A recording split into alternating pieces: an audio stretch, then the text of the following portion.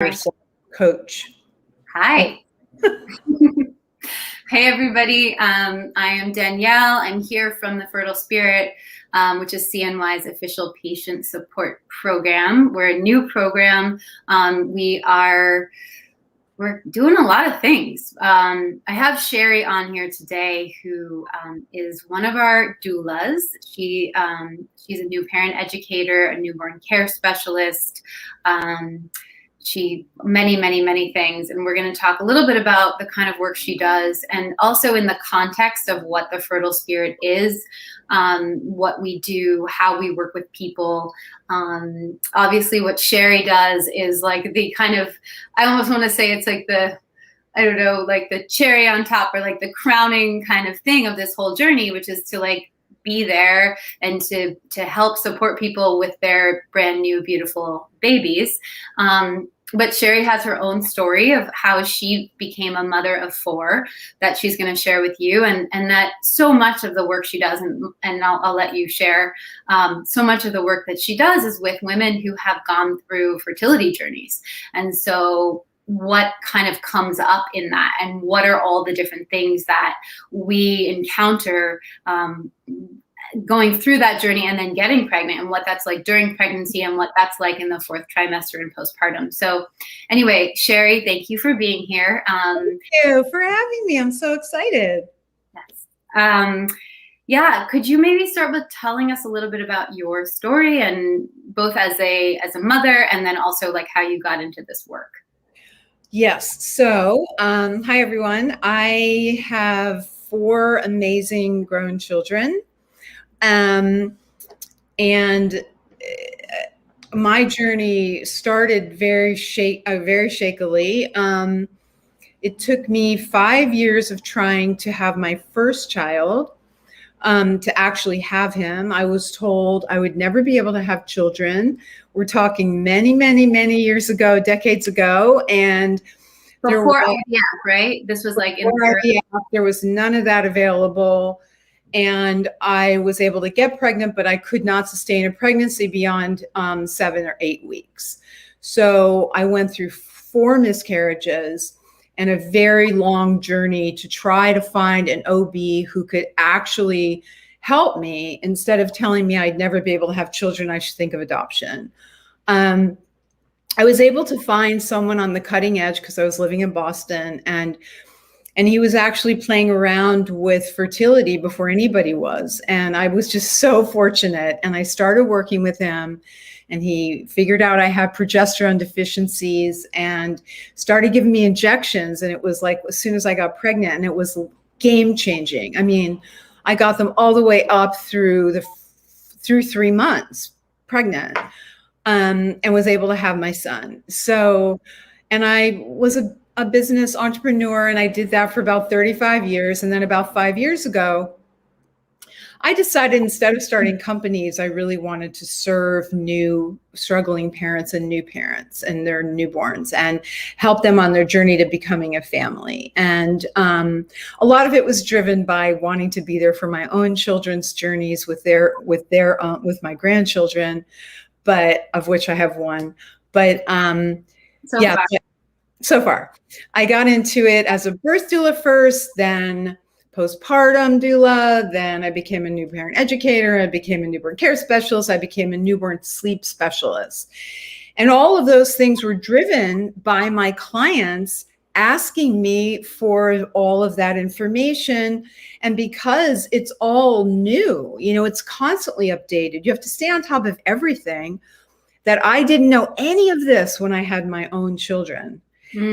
Wow, it would have been such a different journey for me if I would have known what I know. And one of the things I know is that emotional support through the infertility and fertility process is vital, as well as through pregnancy and definitely through postpartum, and that 4th trimester journey after you have a baby. Yeah. A couple things. One is I wanted to say, because I think that this like speaks to the mindset and the mind-body connection, is that I know you really struggled with having your first child, and you had, so many miscarriages, but after that you had 3 more healthy children years and years later without any issues. So, and I hear this story so much, and I want to make sure everyone is hearing this. There's so many stories out there, and I'm hearing it a lot, even just with like friends of mine, where in their 30s, maybe someone was like struggling to get pregnant with the first child. They finally got pregnant through IVF, and then they're like 42 or 43 years old, and they just get pregnant naturally because they think there's no way it's going to happen at this point. It just happens. So like, I just want to hold that for everybody, that like, there's so many stories about like this, and it's not everyone's story, but it's a lot of that mindset of like, oh, like I am fertile. I am fertile. And it's just that when there isn't that limiting thought, like it actually changes our physiology.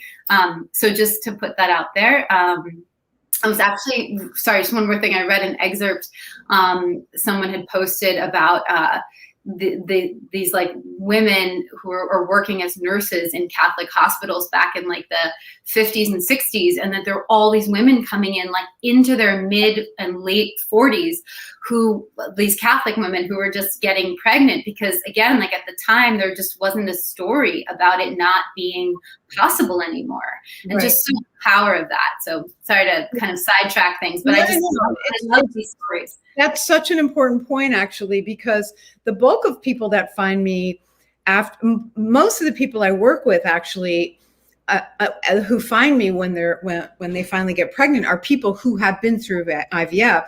Most of my clients are between 38 and 45 years old, 46 years old, and a lot of single moms. And it's really funny because that happens all the time. It happened with me where, my whole hormonal system completely transformed itself and balanced out during pregnancy. So I never had those issues again. And as a matter of fact, I would get pregnant even faster, and like, it was crazy. And I never had any issues ever after that. And it was like, I couldn't believe it. I kept being so surprised. And I get these clients who, like you say, Danielle, like they go through fertility, they have a baby in their mid 30s, and then they find me when they're 44 and they're like, oh my God, I got pregnant. Like, I don't even know, completely shocked that it just happened naturally. It happens all the time.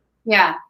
So it's good to hold that, and it's not everyone's path. I mean, a lot of people here probably have maybe not had that kind of, those miraculous stories, but it doesn't mean it's not possible for you.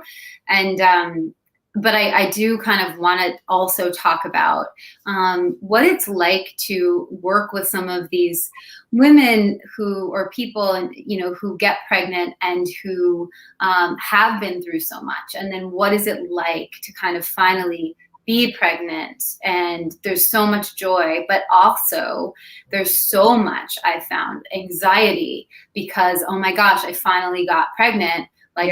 And you want to enjoy the birth, and you want to be happy about it. And there's also a lot of fear. And so I'm just wondering kind of what that's like and what it's like to work with clients like that. Well, I experienced that myself with my first one when I was pregnant, because, I had all those miscarriages, and I didn't have an outlet to express myself emotionally back then. There was no support around any of this. Like, who could understand what I'd been through? None of my friends had been through any of that. Nobody I knew had been through any of that. And so, I was very young at the time. I was in my 20s, and I didn't even know what I was feeling half the time, but I was scared. I was scared throughout my whole pregnancy that, God forbid, something would happen and I would lose this baby too. And, I would have hopped on something like the Fertile Spirit just to get the support and process all the feelings. And it doesn't even end, when you're trying to get pregnant. When you are pregnant, I get all these people who are like 4 months along, 5 months along, all the way through their pregnancy. They find me and they're scared, and so I wind up doing a tremendous amount of prenatal coaching to support them emotionally. What does that look like? Like, what are those conversations like? Or I don't know. Well, it's a lot about being heard, first of all. And,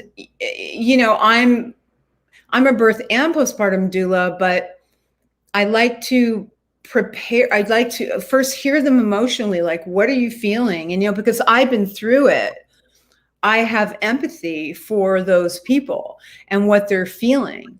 I also have statistics at my disposal, not right this minute, but where, hearing stories of support and success makes them feel more relaxed. It makes them feel better, I get a lot of people who are very fearful about postpartum and their newborn, and they haven't really thought much about that because they've been so focused on A, getting pregnant, and then B, the birth. And that's then what becomes the focus. Right. And I prepare them, in addition to what we just are talking about, I also prepare them for the postpartum journey, which is a 4th trimester of development for this baby.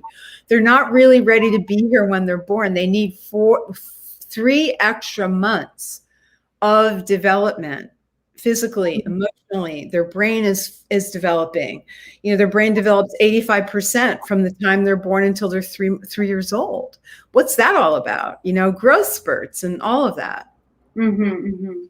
Yeah, I mean, it's clearly endless. And I think when you're on the path of just wanting to get pregnant, that becomes the entire focus. And then there is just an endless amount. And I think sometimes that can get overlooked. So having someone like you, like a really trained kind of doula and newborn care specialist to really get in there and to kind of help you process the emotions, plan, like knowing what the things are that can like really make the 4th trimester easier for you in terms of breastfeeding, in terms of getting enough sleep, in terms of how to communicate with your partner effectively so that you're not like, both two exhausted people, if you have a partner, at each other's, or how to communicate even with your family members who might be trying to help you, and just to really feel like you have someone in your corner through every part of this. I think also. No, go ahead. I was going to say also just in terms of working with clients who like finally get pregnant and there's so much joy, and there's also this like it's like you're holding this child, you're holding this baby, and you're also holding the totality of everything you've been through along the way. And there's just so much holding. And like, what is it like to just be like, make this be okay, maintain this, and to finally deliver and to just have that release. And we talked a lot about, while that can be an incredibly joyous, incredible, transcendent moment, it also comes with what was that statistic? You said 1 in 10 women have postpartum depression, which is like really not talked about that much. And the reason for this postpartum depression and anxiety is directly tied in many cases to this massive change in hormone levels, which if you've also been going through fertility treatments, you know what those hormone fluctuations can be like. So again, having someone who really like has a sense of what to expect and to kind of figure out like what's in the range of like, this is okay and manageable. And when do you really need additional support? Like when do you need to kind of have more help come in? So yeah. There's a tremendous amount of processing because when the hormones change, which is literally after the baby's born, there's the baby blues period, which is the first 2 weeks. And your emotions are all over the place because your hormones are completely changing. Your estrogen levels will drop and your progesterone all changes. And 85% of all new mothers experience the baby blues, and 1 in 10 experience postpartum mood disorders. And so I screen people who come to me if they have any kind of mental health issue, or if they've been even sexually assaulted, which is something that happened to me, which affected my first actual my birth itself. These are women who are at higher risk for postpartum mood disorders. So it's important to work with someone who has experience with noticing if and when something like that's going to show up, and connect you with postpartum, therapists. you know, obviously someone on the fertile spirit, like Danielle yourself, you're a therapist, and how important that is. It's crucial because it will affect your, you know, the whole, you know, adage about putting your oxygen mask on first before your child. It's the same. It's like your baby will feel everything that you are feeling, and your partner, if you have one. So if you're, you know, super stressed out and anxious, you will have a baby who's fussy. I mean, that's just the way it is. The calmer the parents, the calmer the baby. There's all kinds of things to become familiar with so that you are prepared and you do know what's going to happen, not just preparing for a birth, but preparing for after the birth. And I swear every single client says to me, oh my God, like, if I wasn't prepared, like I would have been a mess. You know, it's like I hear that every day. Yeah. Yeah. And I just want to clarify one of the things. I mean, everything you're saying totally resonates, and just, you know, that we really do have to kind of stay, especially when we become mothers and when we're trying to become pregnant, to stay really conscious of like where we are at and how to find and create this sense of spaciousness and peace and balance and connectedness within ourselves, because we are the house of this creation, right? And so doing that, sometimes it takes a little extra help. We don't always do it on our own.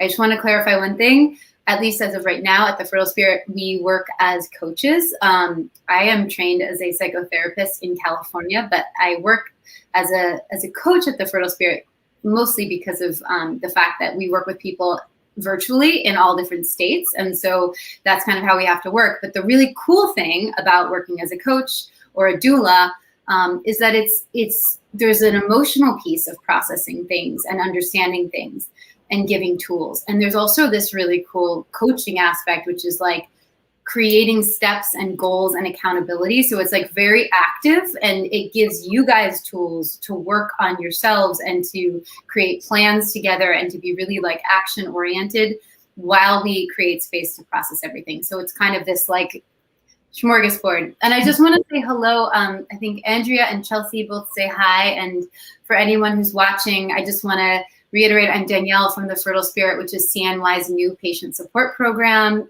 You can find out more about us if you go to thefertilespirit.com. And I have Sheri on, who is one of our amazing, amazing doulas. She works, her specialty, I would say, but correct me if I'm wrong, is with postpartum, the 4th trimester. Also, if you're like preparing to have the baby and you want to know like what to have and what to do and be set up, she is amazing at, like, if you end up working with her, amazing at giving you like the list of the things. So let's get ready for baby. It's pretty comprehensive. Actually. Yeah. And I also just want to acknowledge that, you know, a lot of us on here at CNY may not be pregnant yet, maybe kind of going through the ups and the downs of this whole thing. And so I just really want to hold space for that and like send love to everyone. I don't want to overlook that and the challenges and the opportunities in that journey. But I think we just want to be here because we're all here, right? Like everyone's here to end up becoming a mom if you aren't already, or to have another baby. And if you've had one before. And so like, let's just talk about what happens when you actually get pregnant, right? And you actually have a baby. And so I see Lisa wrote that she's starting her stims on Saturday. You've been preparing for 5 years and 43 years young. And I love hearing that. That mindset is awesome. Great. That's great. It's, you know, it's like we get so caught up in the statistics and the comparing and despairing. And I really think that like there is this deeper wisdom that each of us has about where our bodies are at and what they can do. And to really, it can be really hard to shut out all that other noise, but to really connect to your truth, like your body, where you are. Like, yeah, 43 years young. I know Sheri has had lots of clients well into their 40s, right? Oh yeah, my clients they average between 38 years old and 46. lots of clients find me who are, 42, 43, 44, 45. I mean, it really is predominantly who finds me. Mm-hmm. It's very rare that I get a younger person, honestly, to tell you the truth. And so most of my clients, say the majority of them have been through fertility. A lot of them have. Yeah. And I get a lot of single moms too, which is awesome. Yeah. And that's when like some of those tips for the fourth trimester can be like so hugely impactful if you're doing it on your own. Yeah, definitely. 100%. And then I just am reading Chelsea's message. I'm so tired of having miscarriages. I've had 6 and it's discouraging. I don't even want to try anymore. Don't give up. Don't give up, Chelsea. I had 4, okay, almost 5 miscarriages. And I have 4 grown children. Don't give up. Don't give up. And also, I mean, I would say also to really check in with yourself. And if you need to take time, or if there's something, whether it's a physical thing or an emotional thing that feels undone or feels like it still could be processed or approached in a new way too, like that can make a difference. And it's not to make light of any of it, because it's like just my heart goes out to you having had that many losses. Of course, it's so discouraging. But I really, really believe that I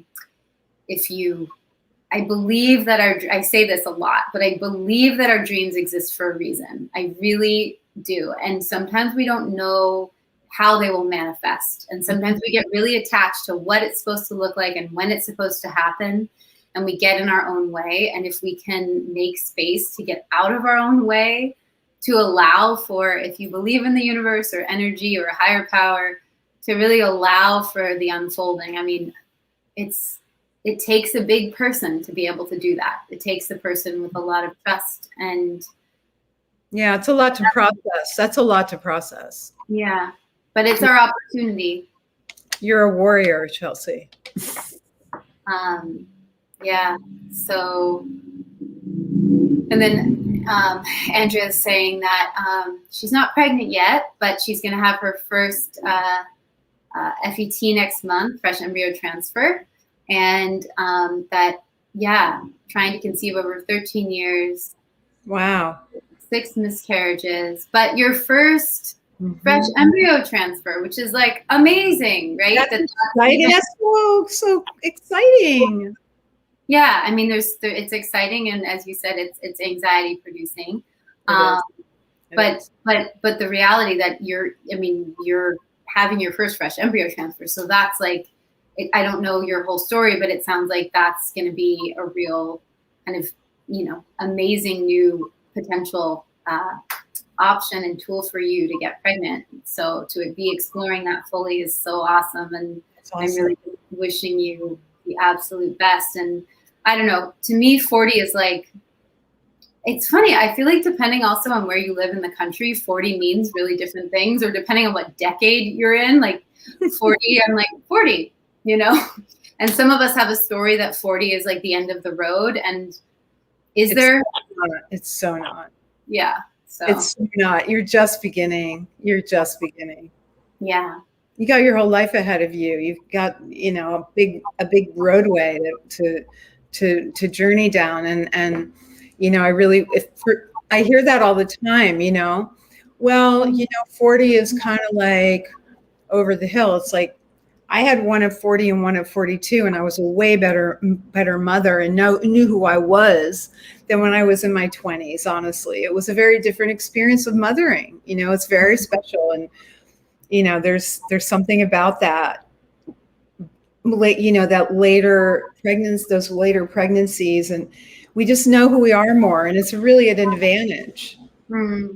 Yeah, and I would say, I don't know if this is something anyone's listening to and wants to do, is to really take a moment with yourself and find some part of your body, whether that's like, your face or your hand or your heart or your breasts or whatever it might be for you, and look at it and like notice your beauty and your youth and your vitality. Maybe you don't see that everywhere. Maybe you feel like you have wrinkles or something and you really feel older, but like find a part of you that has that vitality because it's there, and focus on that, because that's you. That's what's living inside you. And sometimes we just get so stuck in our heads that we disconnect from our body and the potential of it. So I really invite you to do that. It's such a beautiful thing you can do for yourself.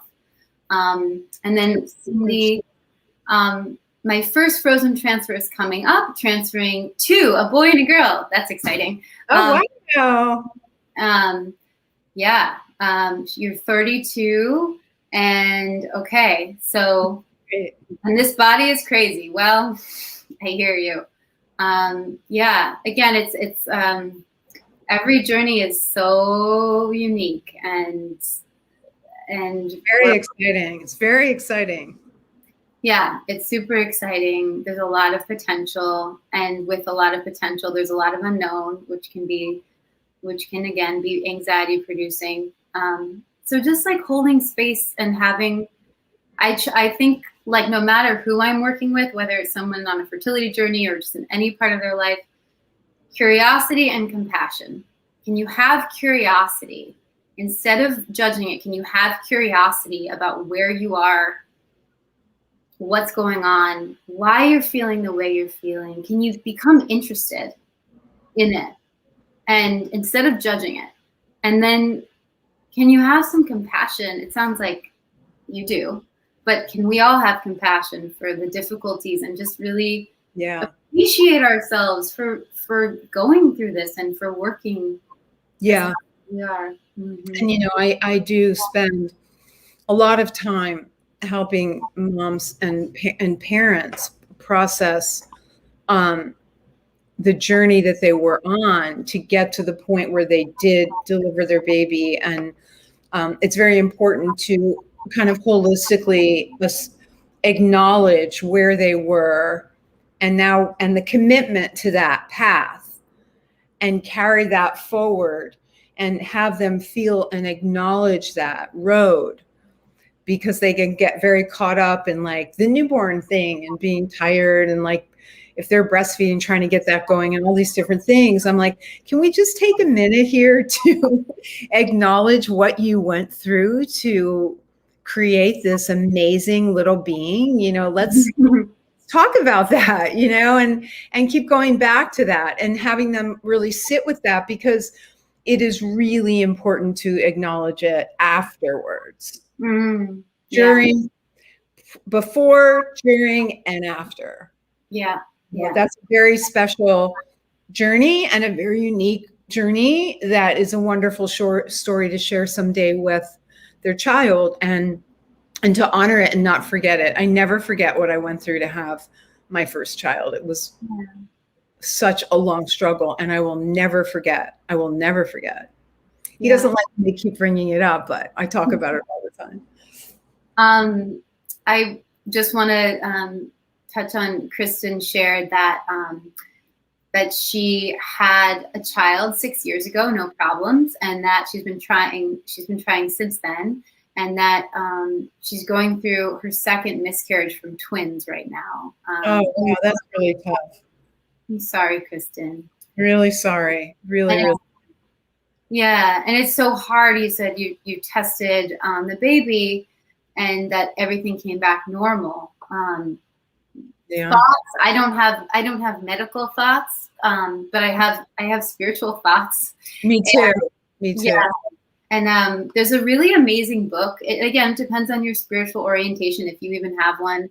There's a really amazing book called Spirit Babies. Called Spirit Babies. You can get it on Amazon. It's a great book. And it's really great to kind of look at that, like, and this really incredible person said to me once, it's like, these beings coming into the world, they have their own agenda, right? Like we have our agenda as their parents, but they have an agenda. And so sometimes, you know, they might not be ready, right? Certain things might need to fall into place for them to be ready to come. Or maybe there are lessons that they want their parents to learn. Yeah. Or be the kind of parent that they need. And again, I mean, I don't say any of this lightly. It's just, we cannot understand these things, right? Like, they are beyond us. And if we don't kind of become curious about what might be going on, or realize that there is a bigger picture at play than what we can see. And it's only in retrospect, it's only when we look back that we can know that things evolved the way they did, because of course it couldn't have been any other way, you know? And yeah, I want to just comment on that. Having had 4 miscarriages myself, what I did have going for me, even though I didn't have the emotional support, was I had a very deep spiritual core and belief system. And I had to get to the point where, with each one, where, you know, I would even talk to them and say, I know you weren't ready to be here. But thank you for choosing me for the amount of time you were in my body. Because, you know, and it makes me cry even thinking about it now, because it happened 4 times. And I never forget those babies, you know, they just, and I see it with these newborns, they're born, and, you know, some of them are like ready to be here. Some of them are not, you know, they all kind of come in with their own agenda, and they come in with their own journey. And our job is to help figure out who they are and what, you know, give them the space to be who they need to be. And every single baby I have ever encountered is completely and unique to their own individual self.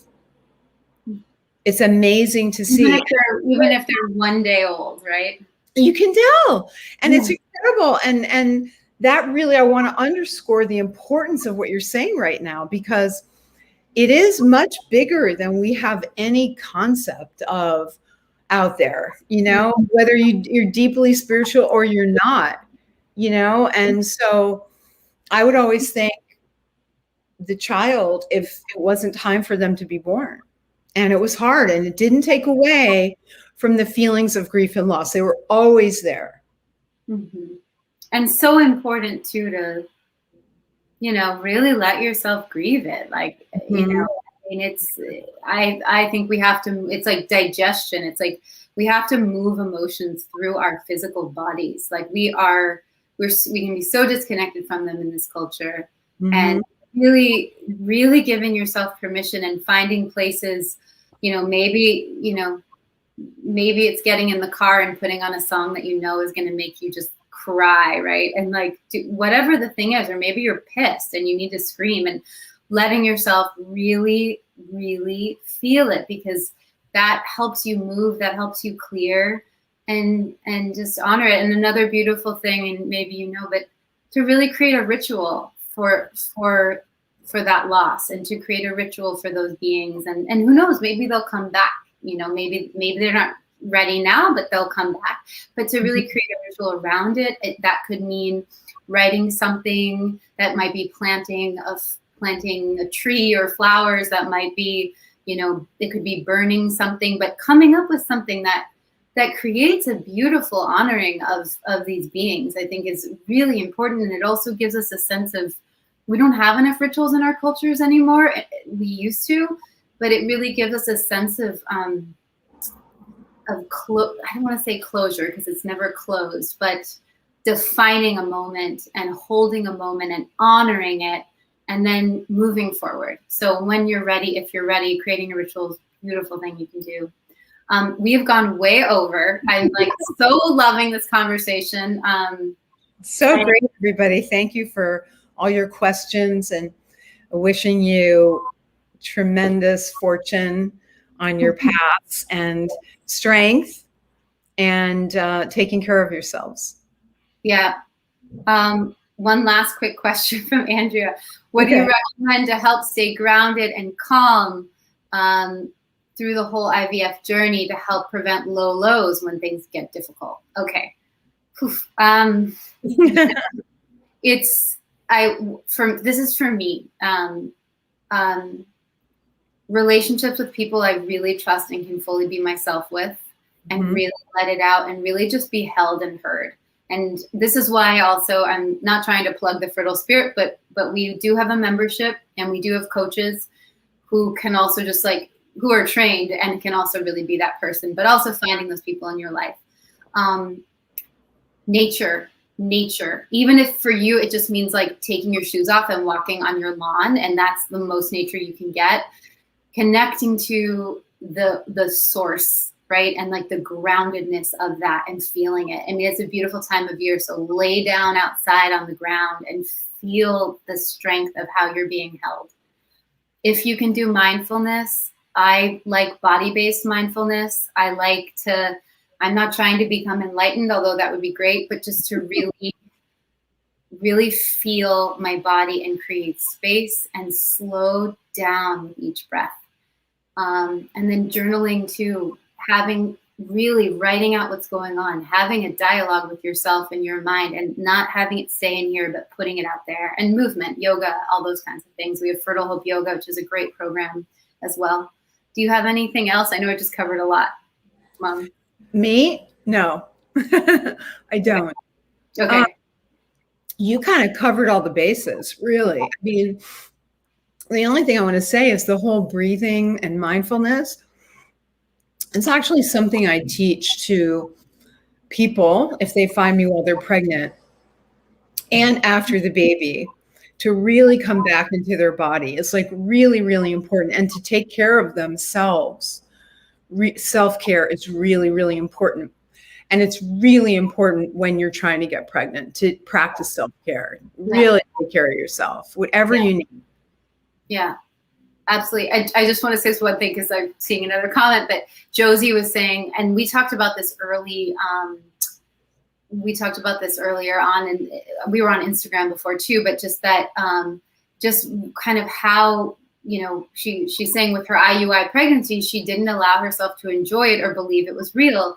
When I'm successfully pregnant again, how do I turn off the infertility anxiety and wall to that's been built up to prepare for disappointment and actually enjoy my pregnancy? And I mean, I think these are a lot of the things we've kind of been talking about today.